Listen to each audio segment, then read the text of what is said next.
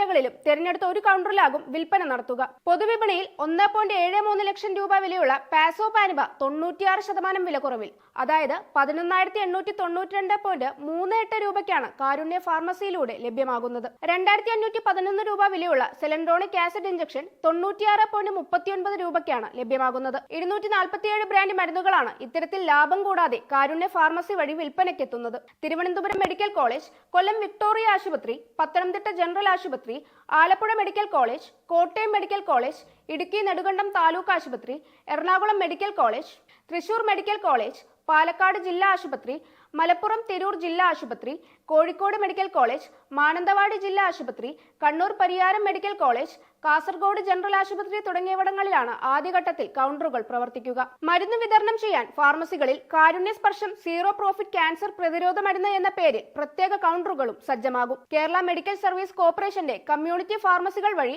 എല്ലാ ജില്ലകളിലും മരുന്ന് ലഭ്യമാകുന്ന കൗണ്ടറുകൾ പ്രവർത്തിക്കും. KMSCL ലഭിക്കുന്ന 5 മുതൽ 7% വരെയുള്ള ലാഭം പൂർണ്ണമായും ഒഴിവാക്കിയാണ് സംസ്ഥാന ആരോഗ്യ വകുപ്പ് പദ്ധതി നടപ്പിലാക്കുന്നത്. പദ്ധതിയുടെ ഉദ്ഘാടനം നാളെ വൈകിട്ട് 3:30 മുഖ്യമന്ത്രി പിണറായി വിജയൻ ഓൺലൈൻ വഴി നിർവഹിക്കും.